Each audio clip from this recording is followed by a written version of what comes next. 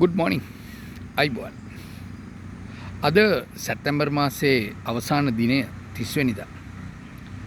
අපිට කාලයෙන් කාලයට සංචාරක ශේත්‍රයේ තියෙන ගැටලු ප්‍රධාන ගැටලු කාලයක් තිස්සේ තියෙන ගැටලු වලට විසඳුම් සොයනවා වෙනුවට සංචාරක සංවර්ධන අධිකාරියත් එක්ක එකතු වෙලා කර්මාන්තයේ ඉන්න පිරිසට කතා කරන්නට මාතෘකා කාලෙන් කාලයට ලබා දෙනවා. හැබැයි අර පරණ ප්‍රශ්න ටික එදා ඉඳලා තියෙන ප්‍රශ්න ටික එකක්වත් විසඳ ගන්න බැරි වෙලක් තියෙනවා. සන්තෝසයි.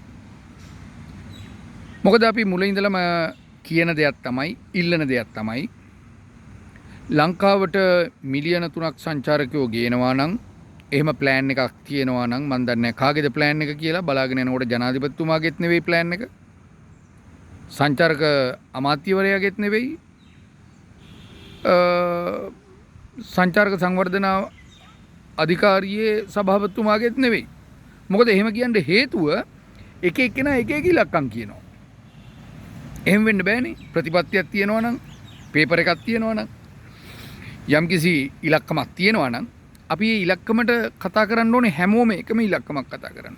මේක එහෙම වෙන්නේ නැහැ. ඒකයි මම එහෙම කිව්වේ. ඒ කොහොම වුණත් සංචාරකයෝ ලංකාවට ආවනම් සංචාරකයන්ට ගමන් කරන්න ඉන්න රියදුරාගේ වැටුප සංචාරක මාර්ගෝපදේශකයාගේ වැටුප ඒගොල්ලෝ ගමන් කරලා ගිහිල්ලා නතර වෙන්න තියෙන හෝටලේ නවාතැන් පහසුකම් ටික වැසිකිලි ටික කෑම බීම ටික ඔය කියන දේවල් සම්පාදනය වෙලා නැහැ මේ වෙනකල්. ඒතකොට ගමන් කරන වාහනේට හරියමං මිලක් තීරණය කරලා තියෙනවද? එහෙම කරන්න පුළුවන් වෙලා තියෙනවද? කොන්දක් තිබිලා තියෙනවද? කතා කරලා එකතු කරලා මෙන්න මේ මුදල මේක තමයි අවම මුදල. මේ මුදල තමයි ගෙවන්න ඕනේ වාහනයකට, මේ මුදල තමයි ගෙවන්න ඕනේ රියදුරාට, මේ ගාන තමයි ගෙවන්න ඕනේ සංචාරක මාර්ගෝපදේශකයාට කිව්වද? කියන්න උවමනාවක් තිබ්බද? එහෙම දෙයක් කරන්න උවමනාවක් තිබ්බද? හැබැයි අපිට කාලෙන් කාලට මාතෘකා නම් සපේනවා. අපිට දුන්න මාතෘකාවක් තමයි අගෝස්තු මාසෙදී සංචාරක සංවර්ධන අධිකාරියට හොරෙන්, ඒ කියන්නේ ලංකාවේ සංචාරක කර්මාන්තය නියාමනය කරන්නේ සංචාරක සංවර්ධන අධිකාරියනේ SLTD එකනේ. ඒගොල්ලොන්ට හොරෙන් එයාපෝට් එකේ ගිහිල්ලා බිමල් රාජපක්ෂ සමා වෙන්න ඕනේ බිමල් රත්නායක උන් නැහැ. එයාපෝට් එකේ ලයිසන් කඩයක් දැම්මා. ඒකෙන් වෙන හානිය කිව්වහම ඔක්කොමලා ඔළුවේ අත ගහගත්තා. ජනාධිපති ලේකම්තුමා පවා පිළිගත්තා මෙතන යම් අකටයුත්තක් වෙලා තියෙනවායි කියන එක. හැබැයි මේක නිවැරදි කරන්න සංචාරක සංවර්ධන අධිකාරියට උවමනාවක් නැහැ.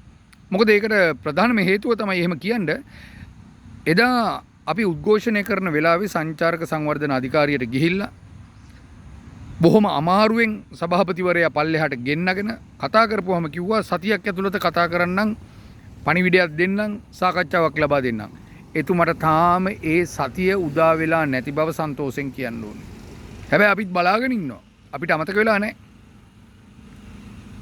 මොකද එයා එක අවස්ථාවක් කියලා තියෙනවානේ සංචාරක කර්මාන්තයේ තියෙන රියදුරාගේ මාර්ගෝපදේශකයාගේ ගැටලු එයාට දැනෙන්නේ නැහැ කියලා. රයිට්? මේ ලයිසන් කඩේ නිසා අපි එදා කියන්නේ අගෝස්තු මාසේ 3 වෙනිදා ඔය කඩේ විවෘත කරපු දවසෙත් අදත් හෙටත් මේ කඩේ වහන කල්ම කියන්නේ මේ කඩේ නිසා ලංකාවේ සංචාරක කර්මාන්තයේ සංචාරක කර්මාන්තයේ නියැලෙන මිනිස්සුන්ට අගතියක් වෙනවා, විනාශයක් වෙනවා, අන්තිමට කෙලවෙනවා. හැබැයි ඒක SLTD එකේ සභාපතිවරයාට නොදැනීම පුදුමයක්. හැබැයි ඒ කොහොම වුණත් එතුමට ඒවා දැනෙන්නේ නැහෙනි. හැබැයි එතුමට දැනෙන එක දෙයක් තියෙනවා. මේ ලිංගිකත්වය පෙරදරි කරගත්ත සංචාරක කර්මාන්තය. ඔන්න දැනෙනදී ලියුණුත් ගහලා. රයිට්? අන්තිමට ලියුම ගහලා ඉවර වෙලා වැඩේ පත් උනායි කියලා දැනුණාට පස්සේ මං හිතන්නේ මාධ්‍ය නාලිකාවක් ගෙන්නගෙන ප්‍රකාශයක් කරලා තියෙනවා. ඒක එහෙම නෙවෙයි. එතකොට මේකට කතා කරන අපිත් පිස්සෝ. එතකොට කාදිනල්තුමත් ඒ ගැන හරි අවබෝධයකින් නෙමෙයි කතා කරලා තියෙන්නේ. මාර ප්‍රශ්නයක්. හැබැයි එයාට විතරයි තේරෙන්නේ. මොකද මේ ලිංගිකත්වයේ පෙරදරි කරගත්ත සංචාරක කර්මාන්තේ ප්‍රවර්ධනය කරන්න ඕනෙත් එයාටනේ. හැබැයි එයා කියනවා ඒක ප්‍රවර්ධනයක් නෙවෙයි කියලා. මහත්තයෝ බලලා වැලිගොඩේ ජරාව දාලා ඒක වහලා යන්නේ. එතකොට ගඳ ගහන්නේ නෑනේ. හැබැයි ඕක කවුරු හරි ගිහිල්ලා හාරලා මතු කරගත්තාට පස්සේ අවුවට වේලෙන්න ගඳ ගහනවා. ඔකට කියනවා අර ගලක් උඩ පහරවුවා වගේ.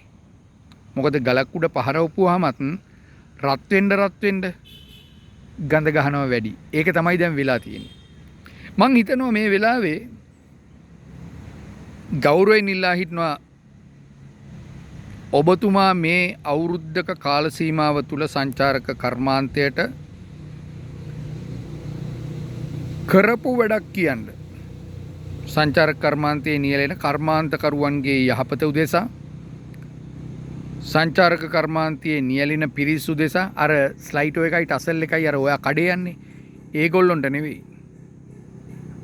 සංචාරක කර්මාන්තකරුවන්ට බිම් මට්ටමේ ඉන්න මිනිස්සුන්ට දැනෙන මොනවා හරි දෙයක් කරා නම් කියන්න බලන්න.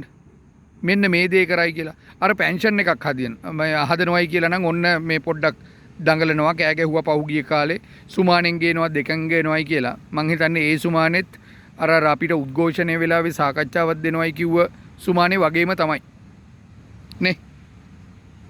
ඉතින් ඒක නිසා බොහොම කරුණාවෙන් ඉල්ලා හිටිනවා ඔබතුමයි ඔබතුමාගේ නඩේටයි කරන්න පුළුවන් නම් කරන්න බැයි නම් අනේ කරුණා කරලා ලංකාවේ සංචාරක ශාස්ත්‍රයේ නාමයෙන් බැහැලා යන්න. මං හිතන්නේ ඔයිට වඩා හොඳයි මේ කාන්තාවකට දුන්නා නම් කාන්තාව කරනවා. අපි දැක්ක කාන්තාව කරා ඔයිට වඩා බොහොම හොඳට. ඒකින්ද කරුණා කරලා කියන්නේ සංචාරක කර්මාන්තයට මේ අවුරුද්ද තුල කරපු දෙයක් කියන්න. එහෙම නැත්නම් ඇමතිතුමනි මෙයාට සුදුසු ක්‍රියාමාර්ගයක් ගන්න. මොකද මෙයා ඔබතුමන්ලගේ නමත් හාලා කාලා ගාලා සංචාරක කර්මාන්තයක් නැති කරලා හැබැයි එයාගේ අර යාළුවෝ ටිකක් ඉන්නවනේ. මං කියන්න යන්නේ ඒ ටික. ඔය මේ ඊයේ පෙරේදා ඔය ලියුමක් ගහලා දැන් ඔය මාධ්‍ය ප්‍රකාශ කරලා ඒ යාළුවෝ ටිකනේ ආරක්ෂා කරගන්න යන්නේ. අන්න ඒගොල්ලොත් එක්ක තමයි මෙයා වැඩ කරන්නේ. ලංකාවට නෙවෙයි ලංකාවේ සංචාරක කර්මාන්තයට නෙවෙයි. ඒ නිසා ඊටාත්ම කරුණාවෙන් ඉල්ලා හිටනවා ඔබතුමාට සංචාරක කර්මාන්තයේ බිම්මට්ටමේ ඉන්න මිනිසුන්ගේ දුක ගැටලු තේරෙන්නේ නැත්නම් අපේ ප්‍රශ්නයක් නෙවෙයි ඒක ඔබතුමාගේ ප්‍රශ්නයක්. කරුණා කරලා වෙන හොඳ ඔය LGBTQ වගේ කාර්යයක් හොයාගන්න මං හිතන්නේ ඒක නම්බුකාරයි. බොහොම ස්තුතියි.